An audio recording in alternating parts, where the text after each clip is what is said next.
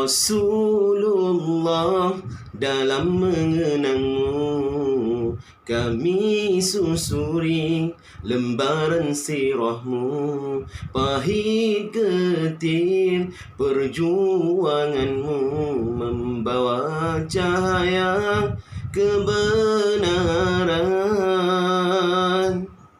Assalamualaikum warahmatullahi taala wabarakatuh. Anak-anak, berjumpa lagi kita pada malam ini dalam rancangan Mari Belajar Pendidikan Islam bersama dengan Ustaz Abah. Okey, anak-anak sekalian, alhamdulillah sebelum ni kita belajar dalam bidang ibadah. InsyaAllah malam ni tadi dengan lagu kita rindu kepada Rasulullah, kita akan belajar dalam tajuk hadis Nabi sallallahu alaihi wasallam. Okey, insya-Allah anak-anak sekalian, kita tengok dekat sini kita akan belajar hadis tingkatan 4 dan juga tingkatan 5. Jadi untuk makluman anak-anak, dalam sukatan SPM hanya ada 4 saja hadis, iaitu 2 di tingkatan 4, 2 di tingkatan 5. Okey, makanan yang baik, perpaduan teras kemajuan di tingkatan 4. Hadis tingkatan 5, kehidupan di dunia ibarat seorang perantau, orang beriman kekasih Allah. Itulah tajuk yang kita belajar. InsyaAllah Abah akan buat 4 video untuk tajuk ini. Okey, so malam ini kita nak belajar tajuk apa? Okey, malam ni Abah akan fokuskan tajuk yang pertama dalam tingkatan 5, iaitu kehidupan di dunia ibarat seorang perantau. Okey. An Abdullah bin Umar radhiyallahu anhuma qala akhadha Rasulullah sallallahu alaihi wasallam bimankibi faqala kun fid dunya ka'annaka gharibun aw 'abiru birusabilin wa kana ibn Umar yaqulu iza amsayta fala tantazir as-sabah wa iza asbahta fala tantazir al-masa wa khudh min sihhatika limaradika wa min hayatika limautika. Rawahul Bukhari. Apa maksudnya? Daripada Abdullah bin Umar radhiyallahu anhuma berkata, Rasulullah sallallahu alaihi wasallam memegang bahuku seraya berkata ataupun bersabda, jadikanlah diri kamu di atas dunia ini sebagai seorang perantau atau pengembara. Ibnu Umar berkata, apabila kamu berada pada waktu petang, janganlah tunggu menjelangnya waktu pagi. Apabila kamu berada pada waktu pagi, janganlah tunggu menjelangnya waktu petang. Gunakan peluang untuk beramal semasa kamu sihat, untuk persediaan ketika kamu sakit, dan semasa kamu hidup untuk persediaan matimu. So anak-anak, apa maksud hadis ini ya?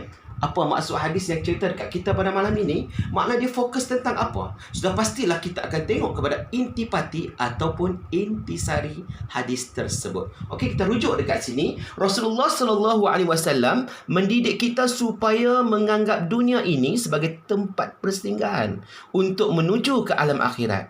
Hidup kita umpama perantau yang singgah sementara di suatu tempat untuk mengambil bekalan. Jika kita lalai, tiada bekalan yang boleh kita bawa untuk meneruskan perjalanan dan kita pastinya akan rugi. So anak-anak, makna cerita dekat sini, hadis ini berkenaan dengan persediaan kita sebagai umat Islam untuk kita menuju ke alam akhirat. Sudah pasti bila kita nak merantau ni anak-anak, mesti kita ada persediaan. Nak pergi jalan, nak keluar rumah, nak pergi KL. Lah ni tak boleh keluar lah, lah ni PKP. Tapi kalau kita nak keluar juga, kita nak pergi mana-mana, pasti ada persediaan. So, kita tengok dekat sini anak-anak, apa persamaan dalam hadis tadi? Hidup di dunia dengan perantau. Okey, mungkin soalan akan tanya, berikan persamaan hidup di dunia dengan perantau. Okey, kita tengok perantau. Tempoh persinggahan adalah singkat. Kalau orang merantau tu anak-anak, dia pergi jalan tu singkat saja. Dia tak pergi jalan lama. Kalau jalan lama tu orang tak panggil perantau. Ataupun kalau dia tak balik dah tu, dia tak panggil perantau. Dia panggil mustatin ataupun orang yang bermukim dekat situ.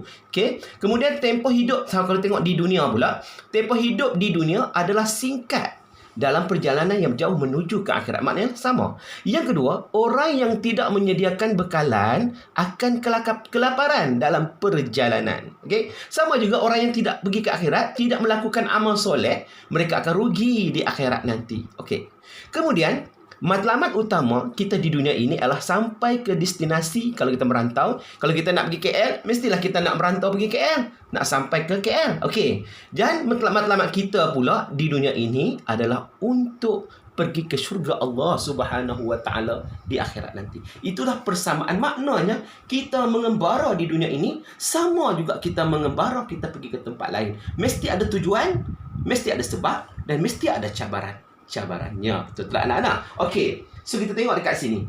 Dalam tajuk tadi, hadis ini memfokuskan kepada kita tentang pentingnya kita menjaga masa kita dalam hidup kita yang singkat ini di dunia ini. So kita tengok dekat sini, bagaimanakah teknik pengurusan masa yang diajar oleh Rasulullah sallallahu alaihi wasallam. Yang pertama, kita disuruh merancang penggunaan masa. Buat jadual waktu, kita rancang kita nak belajar. Yang kedua, kita mengurus masa kita secara berkualiti. Masa kita yang singkat itu kita gunakan. Waktu PKP ni kita ambil peluang, walaupun kita tidak belajar, kita buat kerja sekolah, kita rujuk dengan guru-guru kita, kita tanya apa yang perlu kita buat. Dan yang terakhir, kita menentukan wawasan hidup kita. Mungkin tanya anak-anak ni, kamu besar esok, habis SPM ni nak kerja apa? Allah Akbar Ustaz, ikutlah jadi apa pun. Itu tak ada wawasan hidup. Kita kena ada wawasan dan cita-cita kita, apa matlamat hidup kita. Okey anak-anak, kita teruskan. Apakah kelebihan menyegerakan kerja kita? Ya, kalau sudut masa kita segerakan kerja kita, tak tangguh, maknanya dimuliakan oleh Allah dan Rasulnya. Urusan kita sudah pasti akan disempurnakan dengan kualiti dan mengikut jadual yang telah ditentukan. Kalau kita buat kerja anak-anak, kita tidak ikut jadual, kita tidak ikut masa ditentukan, kita buat apa? Cikgu kata buat kerja bola. Tak apa, tak gedan lagi ya. Kan? Lah kali kita buat kerja, kita buat dalam keadaan lintah pukang dan akhirnya tidak berkualiti. Dan yang terakhir, kelebihan menyegerakan kerja, dia akan menyumbang kepada negara yang maju insya-Allah. Okey. So anak-anak, apa bekalan kita untuk kita menuju ke hari akhirat? Yang pertama, mestilah kita mempunyai iman dan takwa. Iman adalah mutiara. Okay. Kena bawa iman kita, kena bawa takwa kita. Apa dia itu iman? Apa itu takwa? Itu melaksanakan segala perintah Allah dan menjauhi larangannya dengan taat dan patuh. Bagaimana caranya? Ikhlas kepada Allah dalam aspek hubungan dengan Allah seperti solat, puasa dan juga ibadat-ibadat yang lain. Yang kedua, ikhlas kepada Allah dalam hubungan sesama manusia. Maknanya hablum minallah wa hablum minan nas. Seperti apa? Seperti jual beli dan juga bermasyarakat. Okey, so anak-anak, akhir sekali mesti kita nak tengok pengajaran hadis. Okay, soalan yang sangat popular dalam SPM, berikan 2 pengajaran hadis. Okey, abang bagi 4 pengajaran hadis dekat sini. Yang pertama, kita hendaklah meyakini bahawa tempoh kehidupan manusia di dunia adalah singkat berbanding kehidupan abadi di akhirat nanti. Yang kedua, kita hendaklah menggunakan kesempatan hidup di dunia untuk berbuat kebaikan sebagai bekalan di akhirat nanti. Yang ketiga, kita hendaklah menguruskan masa dengan bijak agar mendatangkan manfaat. Dan yang terakhir, kita janganlah menangguhkan urusan kerja kerana ianya merugikan diri kita sendiri. So anak-anak, jelas dekat sini kan? Maknanya hidup dunia ni adalah sementara saja. Bukan kita nak duduk bertongkatkan langit, insya-Allah. Jadi akhir sekali anak-anak, kita tengok soalan dekat sini. Anak-anak tengok ya. Dan soalan ini adalah soalan SPM, klon SPM yang sebenar. Okey, itu soalan. Dan ada lagi satu soalan kebat. Abang nak bagi kat anak-anak yang terakhir sekali.